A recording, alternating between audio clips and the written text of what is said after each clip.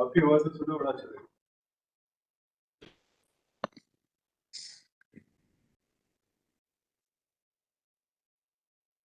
As is the practice, we begin with Mangalacharanam, the invocation, three Omkars, and then I will lead the initial prayer.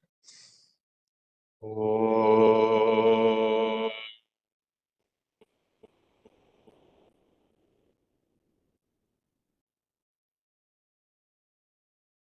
Om.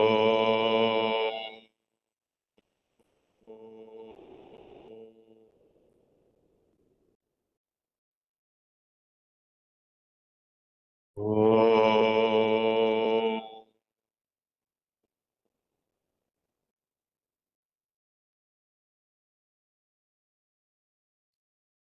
Om Bhadrang Karneभिः शृणुयाम देवाः भद्रं पश्येमाक्षभिर्यजत्राः स्थिरैरङ्गैस्तुष्टुवागुंसस्तनूभिः व्यशेम देवहितं यदायुः ॐ समित्युवसे वृषन्नग्ने विश्वान्यर्यः इळस्पदे समिध्यसे सनो वसून्याभर संगच्छध्वं संवदध्वं संवो मनांसि जानताम् देवा भागं यथा पूर्वे संजानाना उपासते समानो मंत्रः समीतिः समानी समानं मनः सह चित्तमेषाम् समानं मंत्रम् अभिमन्त्रयेवः समानेन वो हविषा जुहोमि समानीव आकूतिः समाना हृदयानिव समानमस्तु वो मनो यथा आव सुसहासति ईशावास्यमिदगं सर्वं यत्किञ्च जगत्यां जगत् तेन त्यक्तेन भुञ्जीथा मा गृधः कस्य स्विद्धनम् ॐ सहना भवतु सहनौ भुनक्तु सह वीर्यं करवावहै तेजस्विनावधीतमस्तु मा विद्विषावहै ॐ शान्ति शान्ति शान्तिः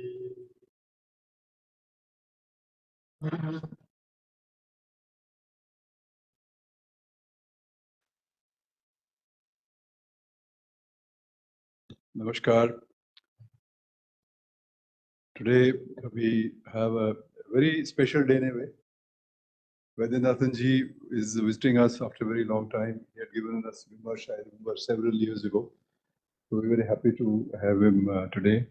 He will be speaking on global economic crisis and its implications for India. Gurumurti ji is also here. They were here for some other meeting. And I think the Vivekananda Kendra senior leadership is also here today. Praveen ji just gave us that enchanting invocation. So some other people have also joining us. So thank you very much for being with us today. This is a topic which is of great importance, and we have discussed it in various ways at the VIF in several meetings. Gurumurti ji himself has written about it. He has also spoken about the global economic crisis and its implications for India. So this, I would say, is a evergreen topic. Every day some new development happens.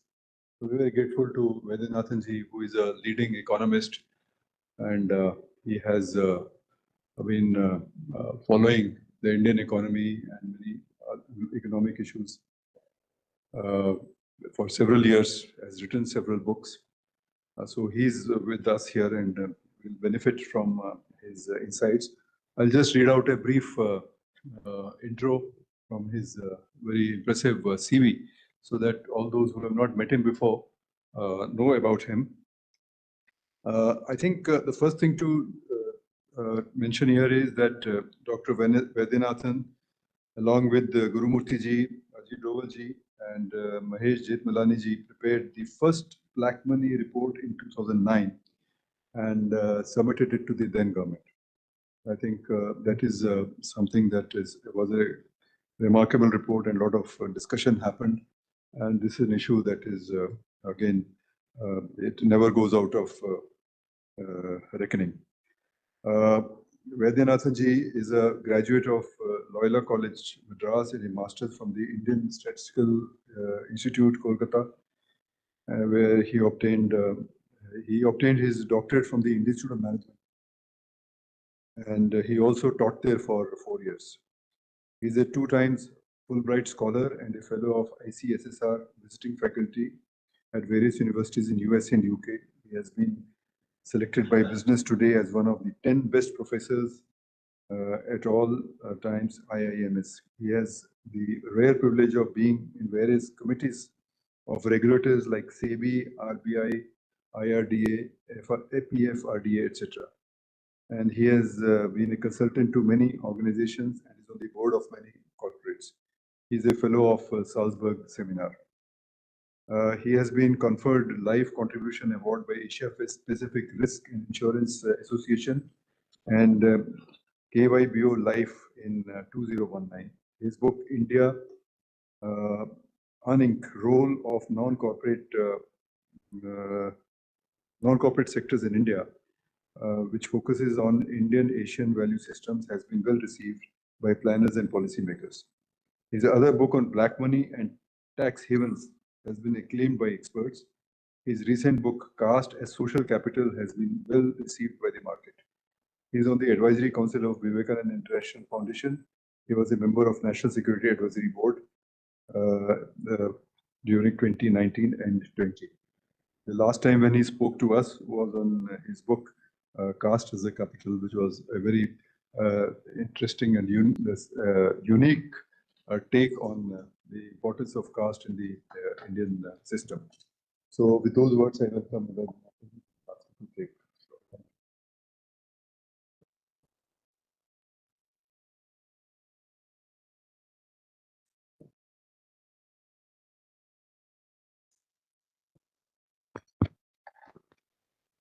Thank you, Dr. Gupta, for that kind introduction.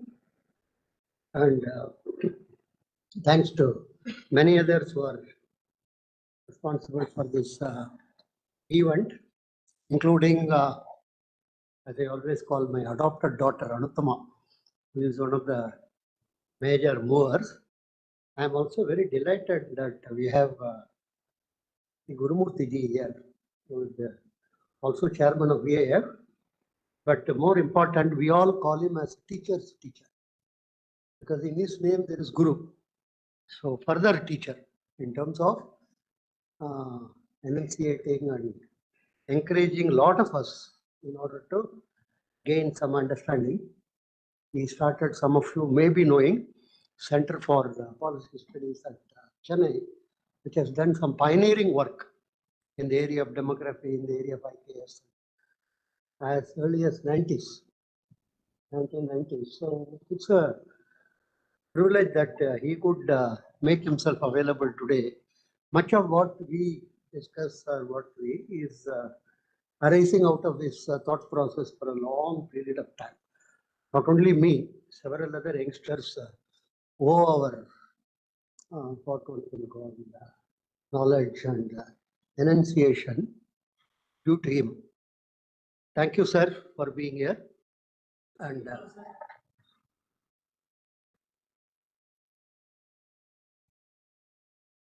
okay, so we are expected to discuss global economic crisis implications for India in a period of 1 hour or less than that. And professors normally we have 90 minutes as our timing duration, so we have to be careful because all our classes are 90 minutes. But anyhow, we will have to moderate ourselves. And first and foremost is this is the one which I thought we will mention to you.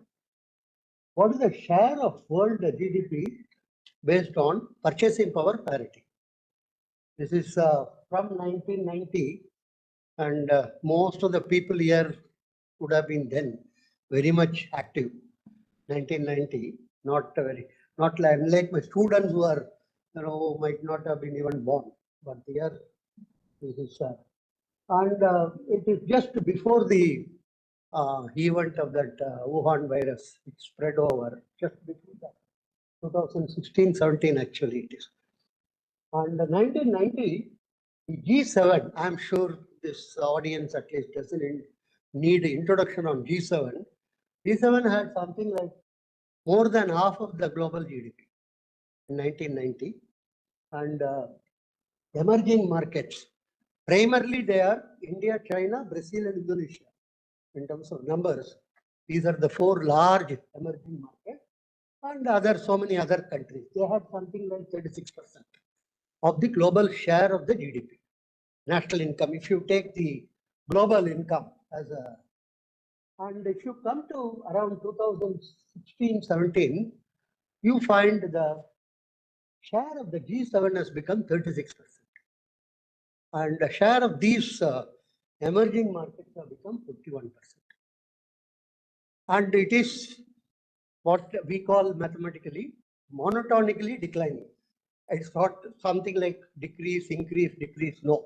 You can see the curve there, which is monotonically, that means it is coming down. And currently, it is estimated to be the G7 share is 30%. And it is expected to be less than 25% by 2030. It is expected to be less than 25%. And this is the crisis.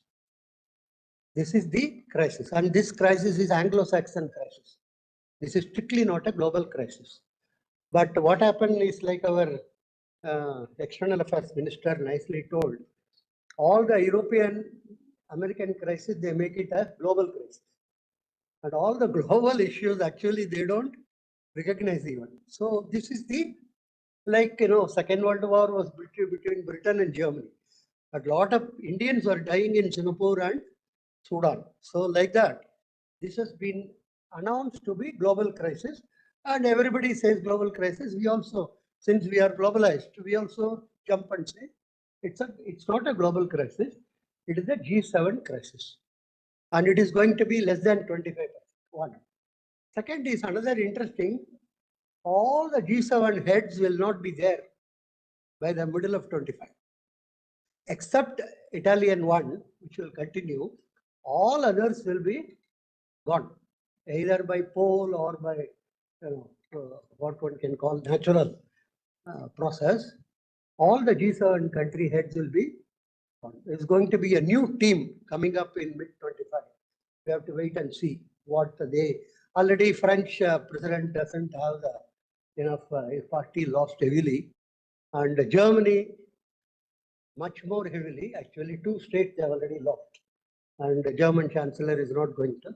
Canada, we all know, is not going to come up, and US there will be a change, definitely. The current president is not going. So except for Italy, no other country is going to have the same G7 heads. And this PPP is a purchasing power parity basis. It's very simple. Different countries have different interest rate structure, different type of foreign exchange position and other thing. In order to compare 2 countries' income, IMF has evolved this purchasing power parity index. Let me say I am earning 50,000 rupees in India. My niece is earning 50,000 US dollar in US. Both are 50,000, but they are not directly comparable. You can't immediately conclude both of us are same. I can hire a person in my city, Bangalore, for something like 6,000 rupees to clean the room and do the vessels and other things per month, 6,000. Whereas my niece has to pay per hour anywhere between 80 to 90 US dollar for doing the same thing. 80 US dollar, if you convert, it will be more or less what I pay for the month. So these are not easily comparable. In order to make it comparable, the index is developed. We will not go into the technical aspect of the index. Basically, and then this PPP, purchasing power parity based comparison, is made by both the World Bank and this IMF. I hope this. Yeah. Another thing in this, this is the current global position based on PPP. China is number one, 33 trillion US dollar, and that's why China is considered as a what one can call, it's not an emerging superpower, it is an emerged superpower. This is something which we have to recognize and accept. It's the main country. USA is 23 trillion. India is 19 trillion, 17 trillion. Japan is next to it, 6 trillion. These are all based on purchasing power parity. This is where we call India is in the third position in the world, based on this indicator. Actually, Angus Madison, one of the renowned economists, he did a study from first century to 20th century. Every century, he found that India and China had more than 50% of the global GDP. First century, second century, third century, except 18th century, it started declining because of colonialism as well as industrialization. Till 18th century, both the countries had more than 50% of the global GDP. And that's why Angus Madison says these countries like India and China are re-emerging markets. They should not be classified as emerging markets. So the terminology itself is costly. He says you should, they are retrieving from the position which they have lost. So if we are taking on the current normal term without any adjustment, nominal term, we are fifth. USA is 27. USA is number one on the regular, without any type of an adjustment being made. And China is second. Japan, Germany. India was actually sixth. They replaced UK very recently, last year. That's why we have become fifth. And it is being suggested we should become third within certain period, and a lot of debates and discussion take place. What is the crisis of these G7 is primarily the debt to GDP. Huge amount of debt is incurred by all these countries. This is actually 1 year old data. Now the debt has increased much higher. Canada is crossed 300% now. Russia, US is again crossed 300%. Britain is the worst situation. Our own Britain, I call it, because sooner or later they will ask us to run their country. They are in very bad. They didn't work out. So they will ask us. Our banks are very good in those type of crises. So, 5% of their debt to GDP. So, there are one is soft debt. This everybody knows government issued debt.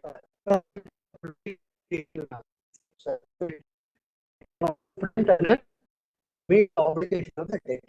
So debt is not very except it might increase the separate issue. Sovereign debt is not reckoned as a very race point. And it's the corporate debt. There are default or pay in time.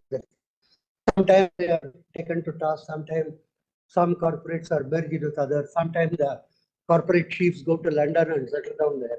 And there is a lot of searching for them, where they are, these chiefs are, and everything. Third is household debt, which is the real crisis for all these countries. And housewives, unfortunately, don't have an opportunity to have a printing machine. Each housewife, if she is given a printing machine in the morning, she can print after making tea or coffee. How much today we have to, but that facility is not there. And they also don't have any other means in terms of like farmers, like workers, and various people have got groups. We have CCI, we have FCCI, but housewives don't have any such facility at all. So they have to meet the obligation. Household debt is something which is very severe. And Britain again is the topmost in that. Britain is now more than actually 100% in terms of household debt. Britain is having acute type of problems and issues, followed by other countries in Europe and US. This is the household debt, and primarily that is for house mortgage, buying of the house itself in terms of meeting the EMI and other things. Then you have educational debt. Then we have the automobile and other. And last but not least is the credit card debt. Everything is purchased on credit card. So womb to tomb, it is sort of a debt which is accumulated. So that is the average household debt, and all the households are having severe issues or severe problem due to it. Associated with that is another major issue is what you may loosely call the birth outside marriage. What in my school days, these children used to be called bastards, but now that word is not used. New York Times says these are new normal children. New normal. You should appreciate American capability to invent new terminology for anything which is, if somebody is killed, they don't say it is killed. He is deleted. So that person is deleted. He is sent to heaven by us, like that. This is new normal. You can see there, roughly 40% of the births in US are outside marriage. And blacks, Hispanics, it's very, very large. Blacks, it is much. Actually, the fundamental problem of blacks in US is complete destruction of their families. It has nothing to do with their color. It has nothing to do with 200 years before we have been cheated and other thing. It's all due to single parent family. And single parent is normally single mother, not single father or anything. And with 3 or 4 kids, she has to manage. And most of the bushfires, most of the local criminal activities take place in those places where the single mother family is dominant. Because these kids get into gangs, these kids get into drugs and so many other type of activities. So this is and actually, if you are recollect, in 2010, there was a riot by the kids in UK. That is between the age of 5 and 50. They all went into supermarket, they all went into various departmental stores and took away the items. And police were not firing at them because they were all children, mostly 10 to 11 years and others. 2 days this took place. I was in Manchester at that time. Every shop they looted except one shop, which is a bookshop, which is of no use to those. I don't think anybody in UK is interested in anymore bookshops and other things. So they left it. And so government, as usual, appointed a commission. We know about it because we learned from them only how to deal with these situations. Appoint a commission. And the Archbishop of London was the head of the commission.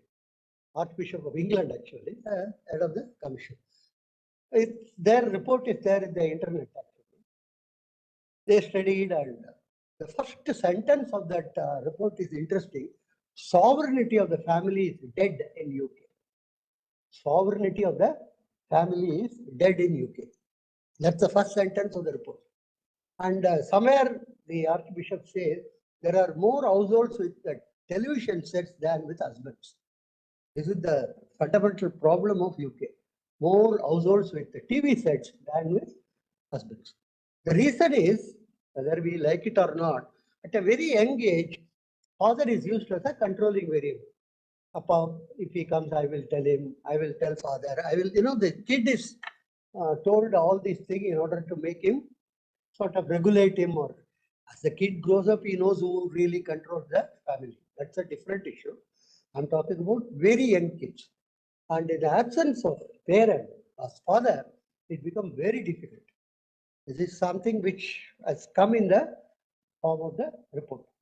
So this is the major crisis facing almost all the countries. You can see that UK, Denmark, Norway, all these countries are facing this problem of single parent family.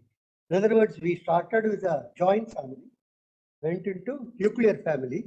Now what we call proton family has emerged.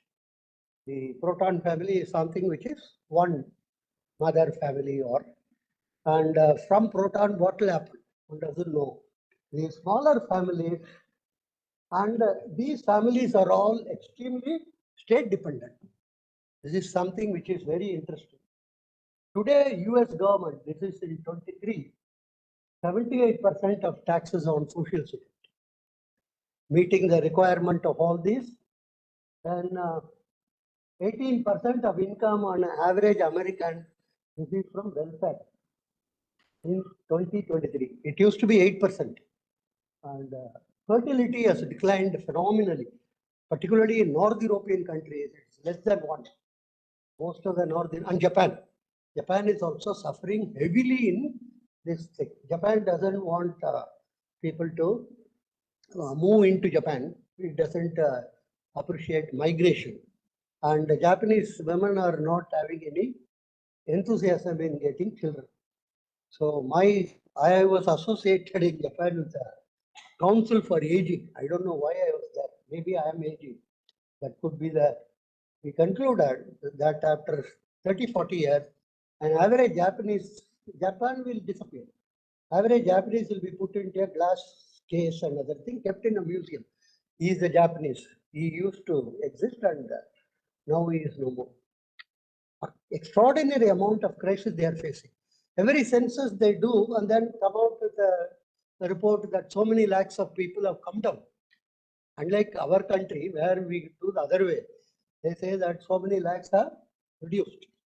So family is and 70 dependency ratio, that is how many workers are sustaining, how many old level people.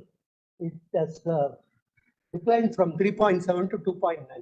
In Japan, it is much worse actually. It is around 1.2. So number of people above 65 is 17%. In our country, it's around 11-12%. It is also increasing. Our what you can loosely call elderly people. Similar story in most of the Europe. So this is one major crisis they are facing in terms of number of people. And so they proposed for what is grandly called replacement theory. Bring people from outside into Europe. And so we will try to balance the equation. Unfortunately, the type of people they finally brought into Europe are the wrong type of people. They are not the right type of people. And 2000 actually, Germany, Schroeder was the chancellor. He gave a proposal, 50,000 Indians. He identified explicitly Indian, 50,000 per annum for 3 years, 1,50,000. We will bring it in for 5-year green card basis and then send them back. Because the 2000, some of you may remember that Y2K, we did a very important role, and then it was appreciated.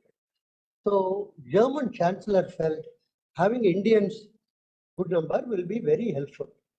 Simple proposal, and it was discussed in their parliament. But there is one Joseph Strauss of Bavaria.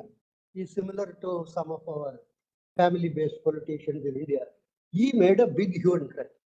Inder will come and take away the job of our kinder. That is, our children's job will all be taken away by Indians. Are we going to accept it? Another thing. And Schroeder lost the election. Actually.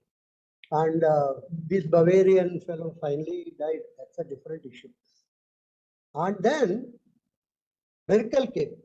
She proposed this idea of replacement. And in the process, they got more people from North Africa, Afghanistan, Iraq, Syria, all those what you may loosely call war-torn countries. Huge number of people they got were not in any way compared to what Schroeder was wanting to bring in. So this number was so large, they were not able to understand what is happening. And that time I gave a paper to NSAB telling this European massive crisis. This crisis is going to explode, and that is what is happening now, actually, because they are not able to meet that. And unfortunately or coincidentally, almost all, the majority, 95% of these migrants belong to Islamic beliefs. And they are not having any amount of commonality with the existing Europeans. Because the existing Europeans have lost their interest in church. They don't go to church anymore. Most of the churches have been converted into pubs. As my colleague told, both are spiritual. Why are you too much worried about it? And so the Europe has become completely non-Christian. So there is a huge problem for Europe also. The Catholic Church wants some of these migrants to do the, mowing the lawn and cleaning the vessels and sweeping the floors and other things, because they don't get people into seminaries also. Seminaries used to absorb thousands of people. Today, seminaries don't get in 2 digits, many of them.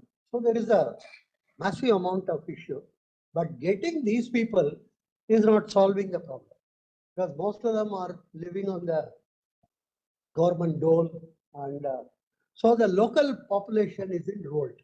When we are denied so many things, why are these people are given the benefits and everything? And combined with that, youth unemployment. Youth unemployment is something very severe in some of these countries. Youth in those countries is 15 to 26. 16 to 24. Because in India, youth is confused. Sometimes 55 is also youth icon. So I just want to mention it's exactly 16 to 24. Because I am also a youth in India.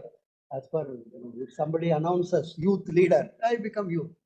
But it's not such a fluxy definition in Europe. Europe, it is 16 to 24. And this is another ticking time bomb for them, this unemployment of youth. And why these families became smaller and smaller? It's exactly because of the large companies. Big business want small families, very simple. If you have a 10-member family and using one refrigerator, if you have 5 families of 2 members each, then 5 refrigerators will be used. Very simple type of a logic. So the big companies deliberately propagated about the small family norm. So throughout the 80s and 90s, the advertisement used to say happy family. What is a happy family? Husband, wife, 2 kids, maybe a dog. Not happy family will never have a mother-in-law, sister-in-law, brother-in-law. These are banned. So this is the constant type of a thing. And 25 million extra apartments have been created in US in the last 10 years. So the first question before marriage nowadays, women are asked, are you going to set up your own family? That is the kind of liberation which is being talked about. So this is something which is very, very important. And they went into proton family. And believe me, sir, if you have both father and mother, it is considered as a privilege in some places in California today. In colleges, you are given 5 marks lesser. They ask the question, is your father and mother at you? Yes, finished, 5 marks less, because you come from a privileged group compared to others who don't have their father with them. So this is the type of situation, and we are moving towards that. Don't worry about it. We are moving toward our Ekta Kapoor and other thing are defining happy family in a similar fashion. There is no other way they are defining it. So corporates want to create newer forms of marriage. This LGBTQ is one of the possibilities they are thinking. I don't think they will very much succeed in that. creating families out of it. Why families? Because whatever is said and done, that's a building block for the system, from where you will have to have another grand society and other. So the building blocks is getting crumbling. They are very concerned about it. This is what is happening. Every day, 10,000 people are waiting to enter Europe per day. All these are, and these are not computer programmer or artificial intelligence expert or anything. You can see what type of, and in US also, this is migrants from the southern part of US. So huge numbers are floating around every day, and I am sure all of you are reading in the press the debate between the two presidential candidates. 200,000 people, illegal immigrants, seem to have been encouraged to enter into US, and they are going to vote also, because many of the states don't have the question of citizenship and voting. So this is something which is happening there. This is what is the declining population we were talking. You can see there, Europe had 25% of the world population in the First World War. Today they have 11%. They are expected to have 3%. Europe is practically disappearing from the map. But for all these new replacements, the replacement say that we will establish a khilafah in Europe as headquarters in Paris or Amsterdam or something. They are very, openly telling about it. Our numbers are increasing. Second is, the more you dependent on state, the less is your enthusiasm to fight for your culture and rights. This is most important point to note. The state-dependent population loses its will to fight. Belgium, for instance, average age of Belgium army, many of you may not know, 42. Their belt size and this is same. So you think the Belgium will ever fight anything? They will not. Most, except in Germany, some sections, almost all Europe have lost the will to fight. They will surrender at the first, and they might ask us to go and fight. We may do it also. We have always been doing. We don't mind dying for other people's causes, not for our causes. Other people's causes, we go and die. Go and see we are in Delhi only, so go and see that memorial. India gave nothing but all the First World War, all those people who gave up their life. That's inscribed there in several places. That's what we have been doing actually. So this is a very major crisis. We could enter into that, but not immediately. Somewhere after 50 years or 100 years only we will. Europe is the worst, and the US, as I told you, is getting replenishment from the southern portion. So they are not going to be impacted, and others are in similar position. About our own position, first and foremost is employment. Large portion of India is self-employed, something like 85%. Self-employed or contracted. Government employment is or private corporate. And this cannot be is only on our government and private corporate. How we provide additional benefit. Second, self-employed, they are largest. They cannot any such imagination that we are talking about some crores of people. It's family is know that schemes evolve, the foreign economic expert, like all the articles in economic time. It's not going to be it cannot happen actually. Numbers are so large. So this is the first point. Second is highest saving is done by household. This is something roughly our saving is 25 to 30%. Some years it is 23%, some years it is 22%. fluctuating. I'm not going to show every year data on everything. 25, and of which government, if at all it saves, is roughly 2%. Private corporate will be another 10%. Large portion of the saving is household. Household saving is roughly 75 to 80%. So the first point I want to stress is housewives are primary reason for our economic growth. This we should, I think, understand. Somebody asked me here only, not now, sometime before, who is responsible? I told housewife. To keep a statue of her from Kottayam to Kohima, every district, one lady standing. And below that you write, reason for our economic growth. Lady without handbag or anything, just a simple thing. They are the primary reason for our growth. This is first we want to stress. FII, FDI, every day morning, like this Suprabhadam, we call it in South India, every day morning. We start with MS Subbalakshmi, Suprabhadam, like that. FII, FDI, will it come? FII, will it come? FDI, will it come? How much it will come? 10%. Somebody told me, sir, you are not having a port. I told why, sir, FII may not come if because only when you have a coat and a tie, because with a tie only in India you can like, let me be very clear about it. If you don't have a tie, you can't like. This is very, very important. So, FII, FDI, their share is not more than 10%. But maximum was 12%. So, this is something which not in market. Of course, IIM professor, nobody will listen. Goldman Sachs has told in 2010 itself that household saving is adequate for our development. So we are a domestic saving and domestic demand driven economy.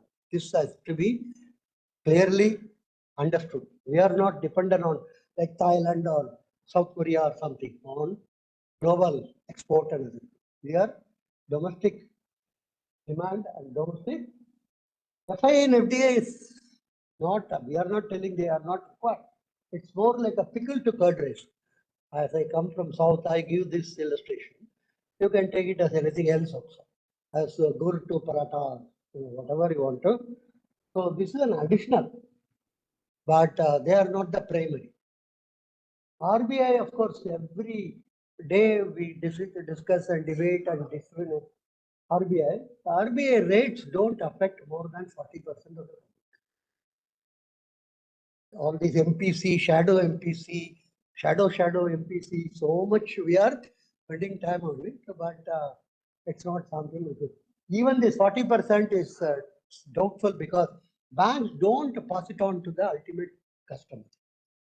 Banks will absorb it and derive pleasure out of it.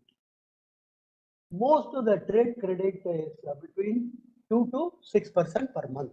In today, practical term, my vegetable and my flower vendor and vegetable vendor borrowed 1% per day. 100 rupee per morning and 101 rupee in the evening. Just to return. That is the thing. Otherwise, they go to chits, they go to Kuri, they go to their caste association and various other. This is the level of. It's one thing to say that financing has to be done, another thing, and tell ease of doing business in seminars at Delhi, and then everybody is very happy that we have decided, and all the business will be no. It doesn't take place like that. Actually, it is the transmission is also very poor. Maximum interest rate, credit comes from family, extended family, caste groups, chits, Kuri, and various other dimensions only come. And much of it is, we will just come in a minute, is the black money of the government people, which is circulated in the form of credit to this so-called unorganized sector. There was one Sanchayita long time before 1980 in Calcutta. There was a big scheme actually. They used to give 32% when 12% was the going rate that time. And my firebrand, Professor Ashok Mitra, was become finance minister. He got upset. He told, and then he banned it. This Sanchayita cannot run. Like that, there are schemes in every part of the country.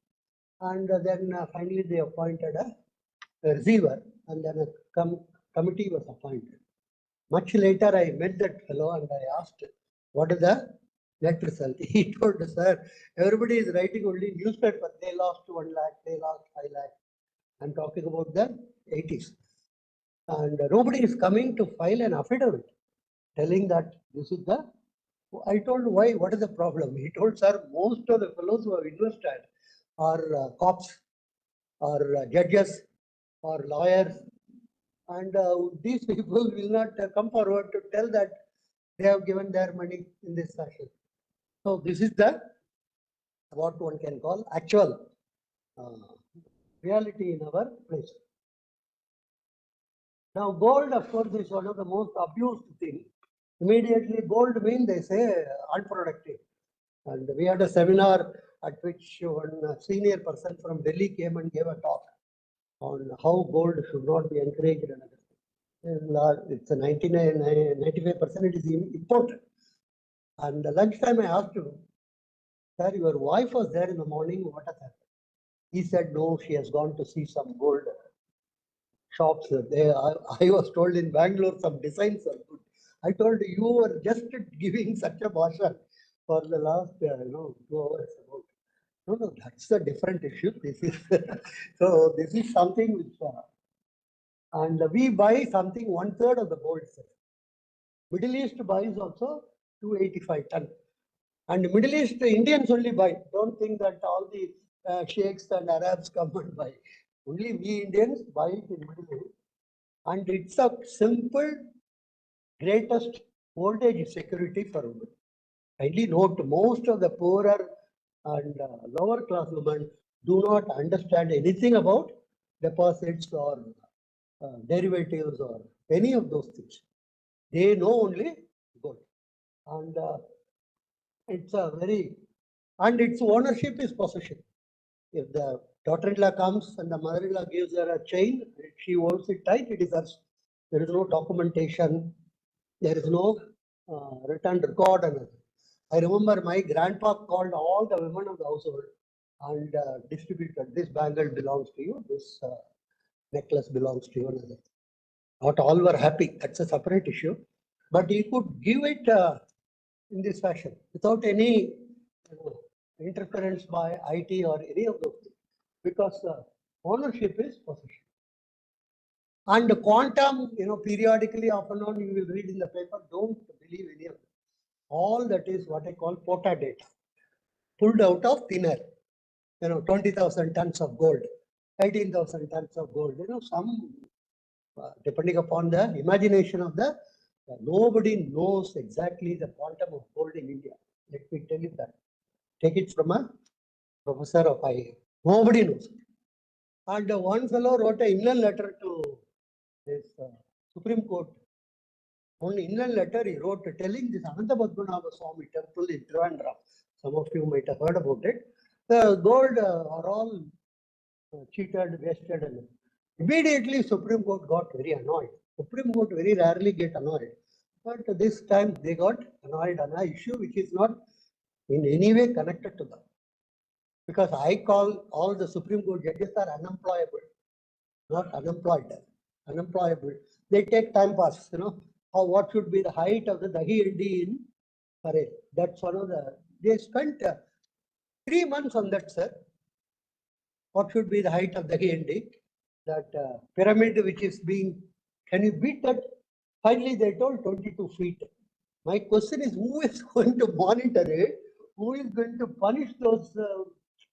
But I asked, has anybody died? Has anybody? Nothing has happened. But they just want to. So this Anantabadvara, they told there are 3 walls, all of them should be open. On amicus curiae they are appointed. That's a standard. 2-3 lawyers are there in Delhi who are appointed as amicus curiae for all these things. That fellow went, 2 of the lockers were opened, but billions and billions of dollar worth of gold, diamond, and various other things are found inside. And they closed it immediately. It's better not to do this mischief. Third one cannot be opened by that because it has to be opened by a musical sound, which obviously this amateur student doesn't. So he just stood there and then came back. So nobody knows. We did a survey in 2006, 2007 about the investment activities of people. 11,000 people we interviewed from IAM. This was published as Facing the Future. This is one of the foundations for the PFRDA. That time, I am one of the, and just in between, I can tell, I'm one of the founder trustees of PFRDA. So this was used.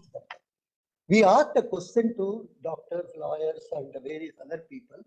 How much gold is your wife is having? Simple question. Here also I can ask. So many men are there. How much gold? And the result was 10 sigma variation. Some people told 40 grams. Actually, their wife was having 400 grams. Some people told 4,000 grams. Their wife was only having 40 grams.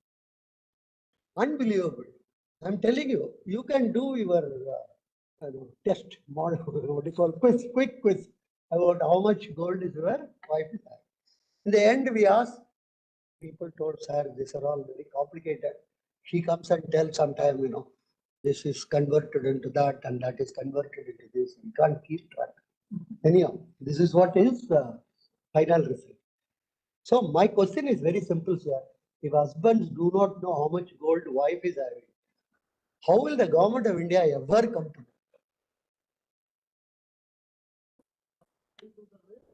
Huh? Sorry? So this is the government of India, and somebody told, sir, is it with the government? I told, fortunately, it is not with the government. And that's why it is productive. If it is with the government, then yes. Most of the lower level trade, the mortgage is this gold. See, I have a simple yardstick, sir. My flower vendor, in the morning, she measures using her arm. If she has both the bangles, that means economy is doing fine. If only one bangle is there, situation is not very good. If both the bangles are missing, that means we are full-fledgedly into recession. Because she would have mortgaged her bangle in order to get the loan for her flower business. Very simple. So do not think of gold only as a ornament purpose and everything. It's the single largest item for trade credit in India. And that's the only acceptable item by the major money lenders, not any other thing. And there is no KYC norm or anything like that. Just so much gold is given, money is there, and then after some time, when the situation improves, they get it back. So that is the, and if there is a noble cause and a credible leader, women will give it. In 62, I remember in a jeep actually, Rajaji, Kamaraj, so many people went around. Right? P. Ramurthy of CPM didn't go because they felt that India-China war, India is the responsible person, not otherwise. Anyhow, these people went. Many people gave them their gold. My aunt actually gave her bangle. Uncle was not at all happy about it till his death. That's a different issue. But this is what they did actually. In today, if you take a jeep, put the netas and then go around, you think anybody will give anything? They will hold their neck, ran inside house. Because that is a situation. If there is a noble cause and a credible leader, people will give, I'm telling you. And that's a huge amount of reserves we have got in India. That's a hidden reserve, nobody knows, but which is enormously available for a noble cause and a credible leader.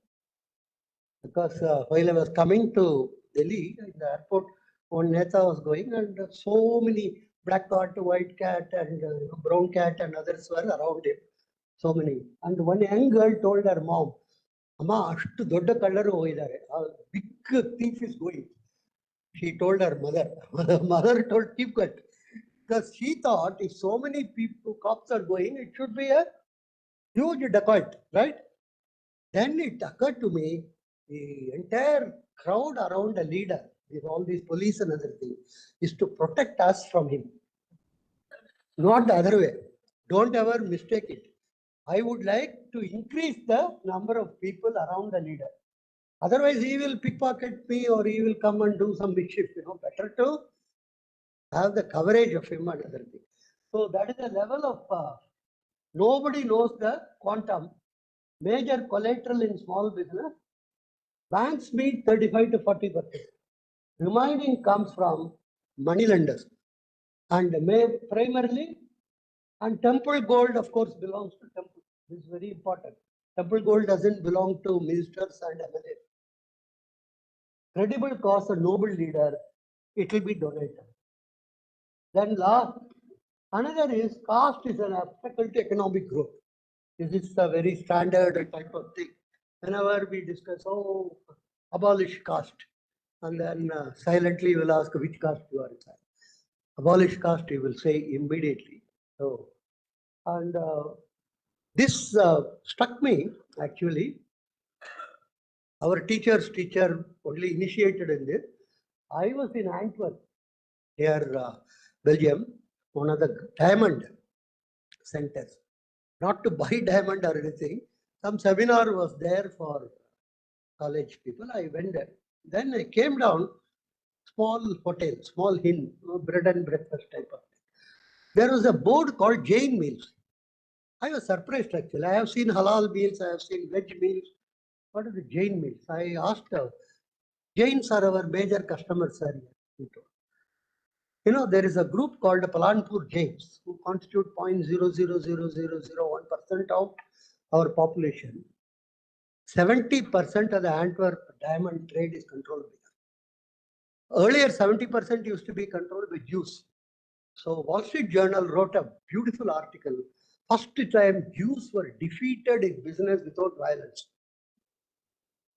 First time these Jains have defeated Jews without violence. Then, of course, I went to US West Coast, large number of motels. They are all owned by Patels. They are called actually Patels. And that is another Sivakasi matches. Two people went to Bengal in the late 30s actually from Sivakasi because there was a drought in Sivakasi.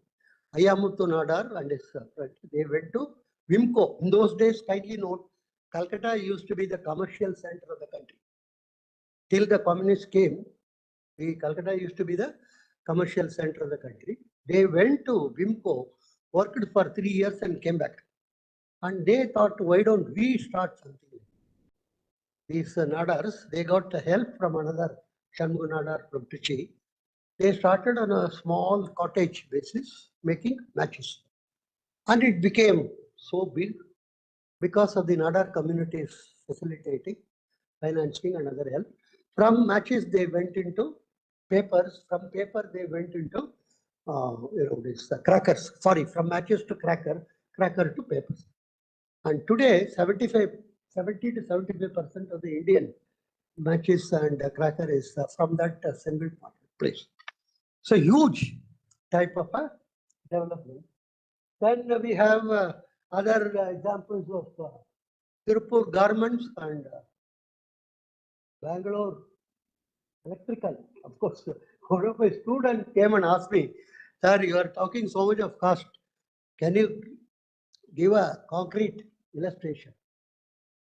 I told, he took one of my courses. I told the student, you go and buy an electric bulb from Bangalore. It should be from a non-Rajasthani shop. That's the only condition. One simple electric bulb. He couldn't succeed. He took his motorcycle and went around. Everywhere he could not locate a single shop which is not owned by a Rajasthan. They are called Mewaris, not Marwaris. They come from a region called Mewar. Mewaris. They have extensive network they have created and facilitated among themselves. So this is something which opened his eyes. So this is, I am talking about Bangalore South, where these type of trade is become a very, very common thing actually. And World Development Report of World Bank 2002, you can see page 175, because these IIM professors might be just telling things are and no, they have devoted 2 pages on how this Tirupur has become a major center because of counters, because of the network among the counter, financing network, marketing, and various other. Many of them are enthusiastic in business. This is something people don't recognize. And they all want everybody to do BA history or BA social science. And if you have not done BA history, then you are considered as a, what one can call, not literate. So immediately one report will be prepared. Dalits are so much 0.002% of the national PhDs in BA history. So that is the yardstick. I am asking a lot of people, I asked, I can ask as here also, how many Marwaris are there professors in IIMs?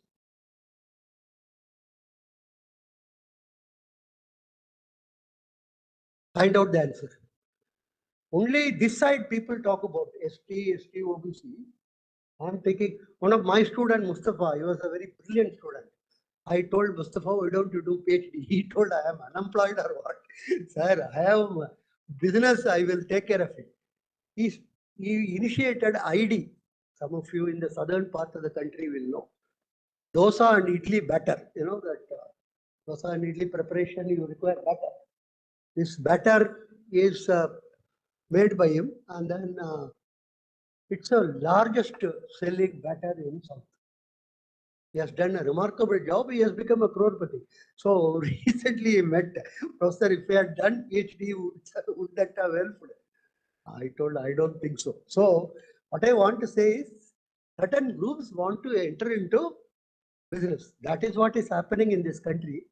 What I call Vaishyavization of India is taking place. We should be very clear. Vaishyavization of India is, government used to be in business. Hopefully they are coming out.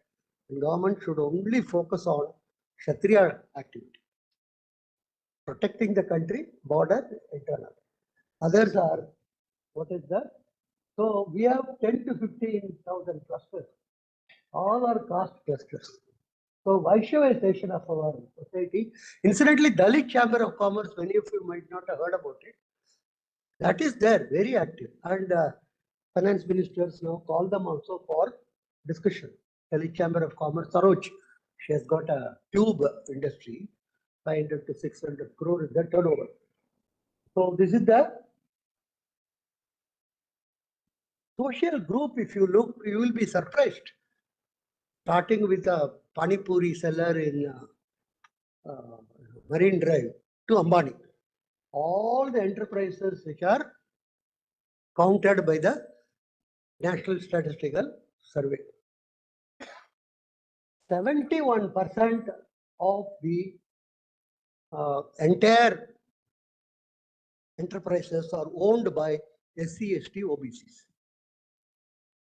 People are not understanding the type of serious change which has taken place between 1998 and 2023. Not very, 20 years, 2 decades. Such a huge change. That time 45% was owned by SC, ST, OBC. Today 70%, and it is estimated, not confirmed. In another 2 years, it is going to be 80%. Kindly note, SC, ST, OBC are comprehensively into business. Fully into business. And those leaders who have encouraged them to get into business, like your Nadars or Gounders and other things, they are doing much better compared to those which went into only for government job reservation and other things. Example could be 1 year in Tamil Nadu. Everywhere else, like our friend Mulayam Singh Yadav's son, who is only for this government job beyond a point will not help. So what is taking place is Vaishyavization of the country. All the so-called SC, OBC, I will not categorize them as weaker or no point in telling how many chief secretaries are there from there, how many deputy governors. They are not they are interested in this. Give them the chance to be interested in what they want to do. Why do you want to harass them? You all should sit for UPSC and pass our exam. No, they are not. Okay. Since we are in this auditorium, Swami Vivekananda says that if I say or if he says nobody is going to, he says, the older I grow, there is something very, I always used to be fascinated by this. He lived for 38, if I remember correctly. He talks about older I grow. And he told this in 1897. When he came back, and then that time, everywhere he was asked to give lectures from Jaffna to Almora, all over the place. All of them are calling Hindu Sangam, Hindu Samajam. And in those days, it was not considered as a crime to have a Hindu Sangam where you can go and talk. Today, if you even attempt it, it will be considered as blasphemous. What is this? You can say India, World Hindu Economic Forum, I remember some 5 years before. We called some business people. They agreed. We will come, but why Hindu Economic Forum? Remove the word Hindu. And then I told, okay, we will remove it. We will have economic forum. Somebody will say, why economic? Then we will have forum. Somebody will say, why forum? We will remove that also. We will have only a blank heading. So that is the situation we have reached now. He says, there was a time when I used to think many of them were useless and worthless. But older I grow, the more I seem to feel a diffidence in cursing any one of them. In each of them, embodiment of experience of centuries. Colombo to Almera collected works.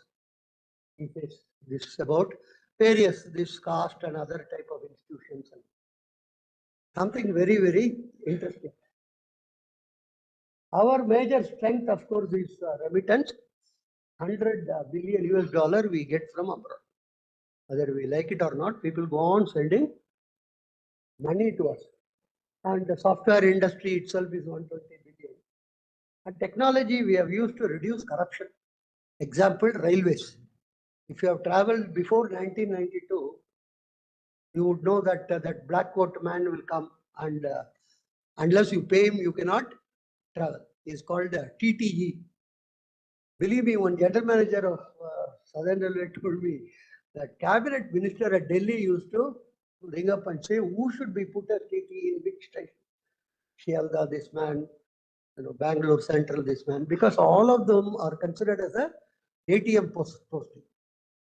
Huge amount of money they used to collect. And this software in railways completely has removed that. With all deficiency or other things, I'm not going to question them. But substantial amount of corruption has been reduced by technology. Similarly, many municipalities are now encouraging people to pay tax by net. You can use the net to pay you can compute the taxes and then pay. That also is passport. Another example, with the help of TCS, huge amount of, you don't require middlemen to prepare passport. And obviously this digital payment is phenomenal. It's unbelievably, it has spread. In spite of the former finance minister, Harvard returned, Chidambaram told it will never take off. Because where is electricity? Where will people, and he doesn't know. In South, we have this, people bring the cow very well dressed in the morning in order to collect some money from you. Even they use this peta. The cow's neck, there is a hanging. Sir, if you can't give, it's okay. See this. And then you can do GPay. And the poverty reduction has taken place. Many economists are very upset about it. I call poverty economist. Because poverty is reduced, mean what do we do? For our living. So now they have jumped into inequality. They say that when will Ambani income and the last man in the queue, his income is going to be same. It's a sort of a spending time somewhere. So this is what is happening. At state level, what we require to remove corruption. Corruption is something which unify our country. Unity in not in diversity, everywhere. And somebody asked me, how do we become 2 trillion, 5 trillion? Simple, sir. Take a spreadsheet. Last 10 years, find out who are all the land registrars in various state governments. Land registrars in their office who are all working. All these, find out and make a list. It's not a very complicated list. Declare all their assets are confiscated. We become 5 trillion. Overnight. I'm serious. We did 2005 a survey in Bangalore, 2005.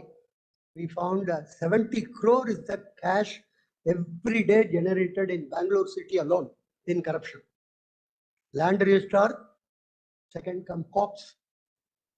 Cops are one of the largest cash driven people.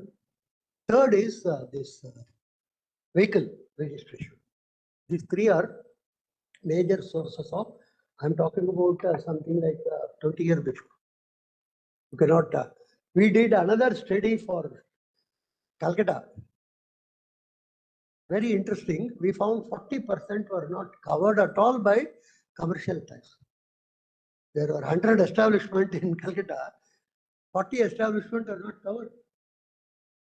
And that time, I do not know whatever happened. Jyoti Basu was very upset. He told something should be done. Then, it is history. MIT professor, he helped him and prepared an outline. Believe me, sir, this Manmohan Singh was the finance minister at that time. He encouraged this. He told this is a good idea. So GST was born out of that. Not many people know that Jyoti Basu was one of the important person to push for GST. Because he told this is not sustainable, that coverage being so low. So this is, all of them are primarily for generating bribery money for the government employees. Let me be very blunt about it. 1:4 is my estimate. That means if you are earning 1 rupee as a salary, 4 rupee you are earning as bribe money in government. This is, sometimes you see in paper, 1,000 jobs, 1 lakh people have applied and huge thing. So much unemployment. It is not unemployment. It is the amount of money you can make, which make people go for a government job. This is something, I know one of my own students, he was in a good job in a private sector company, assistant general manager. He left that and joined the, what is it called, commercial taxes that time. That was not a merger. I asked him, you are doing foolish thing. He told, no, sir, what I earn in 10 years here, I can make it in 1 month.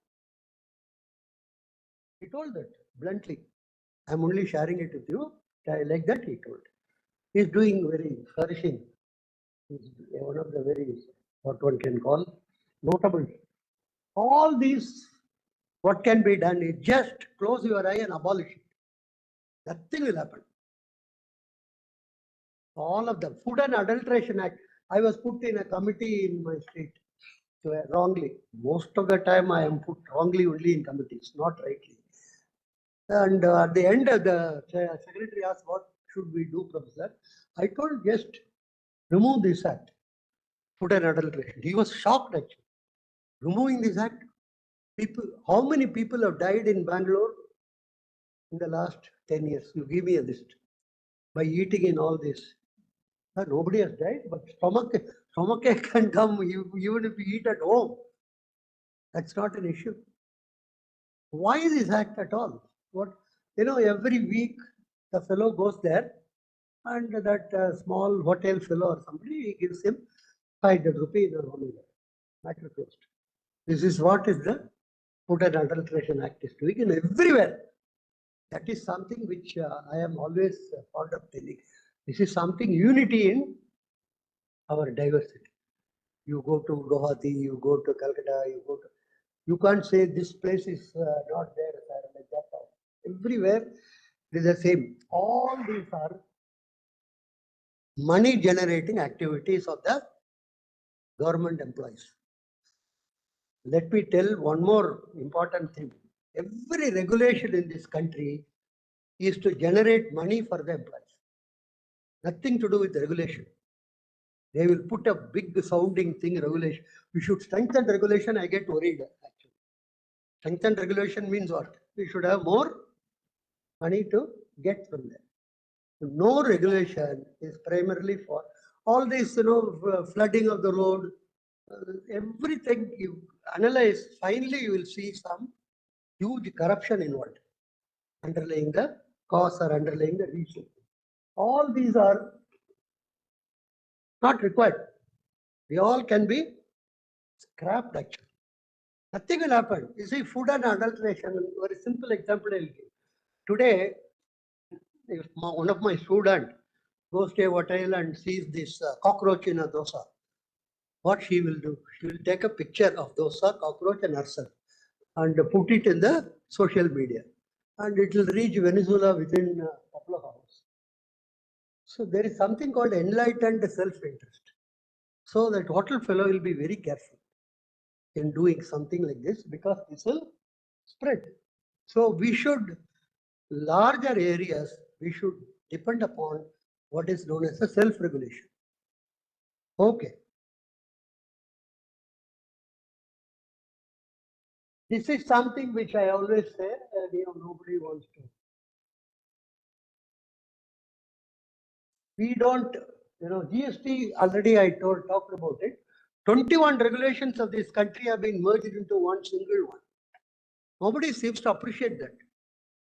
Many of the EU professors of they say we are trying for 40 years, we couldn't succeed in European Union. But you have done that. But we are not, we try to, nitpick or, I'm not telling it's a perfect, nothing can be a perfect. 21 levels of state regulation we have absorbed into one single one. And that's not decided by only finance minister.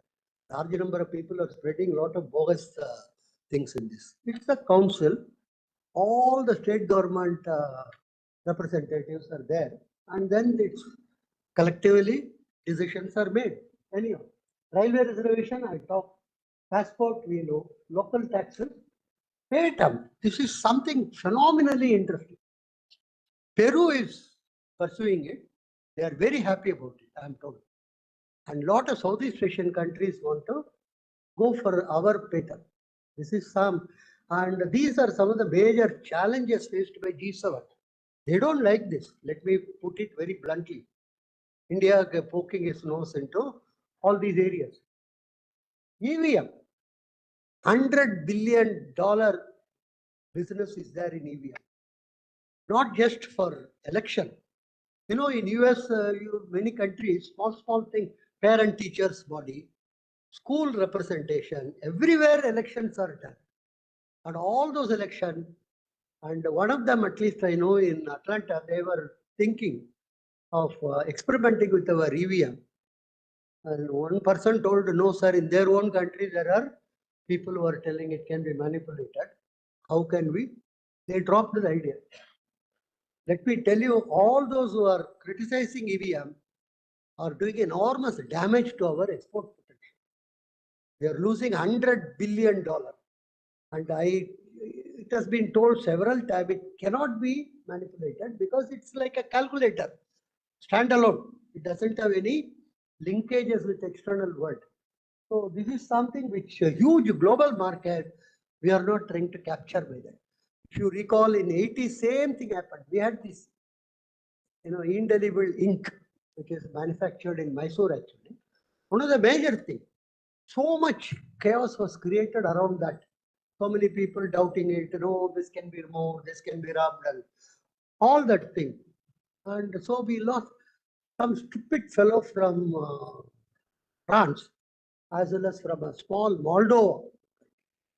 They are doing so much amount of business in this finger thing, not even comparable with our Mysore company. We have an uncanny knack of throwing mud on our own head. I will tell you that. We call it in Tamil, Sonda Salavil Sunyamaidu. In your own expense, you keep witchcraft on yourself. You spend money on that and then keep witchcraft on yourself. This is what it's. So one size doesn't fit all. We should have our own based on culture, and we have a lot of imported models, which is very, very unfortunate because our genetically we are tied to the West. Let's be very clear about it.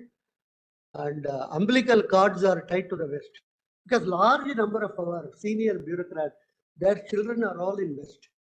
Their aim is to go and settle there, get green card.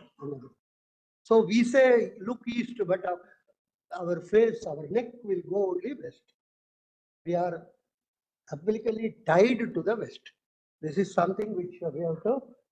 What we should do, we should be more decoupled from the West. That's what why Venugopal Reddy, many might not remember him also. He was the RBI governor 2003 to 8. One of the great governors actually, and may not like P.V. Narasimha Rao. I don't think anybody remembers him. So like this, he did a good job. Somebody asked him what India should do. 2008, great financial crisis was coming up. He told we should keep away. And so much mud was thrown on him. You go back and read all the newspapers, economic paper. And this RBI governor is against India's integration with the global market. And he told be decoupled. That is what is my suggestion and advice. Be away. The larger the distance you keep, better we will be for our own future. Thank you very much.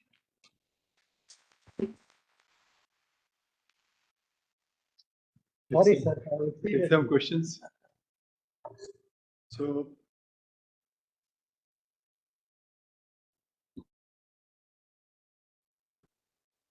I think you would agree that we had a great learning from this nearly 80 minutes, not 90, but 80-minute lecture. So many myths were debunked, so many home truths were told. And I think your lecture covered a wide range of issues, from debts to demography, from caste to corruption, and of course the great innovations and some of our strengths of our society. Of course, your views are were peppered with a lot of sense of humor, which make them very interesting. Emphasizing the importance of culture in our model. It's something that we also try and do at the VIF. So it was very wonderful listening to you. So I'll now open this for any flow for comments, questions. Kindly be brief because, yeah, and introduce yourself.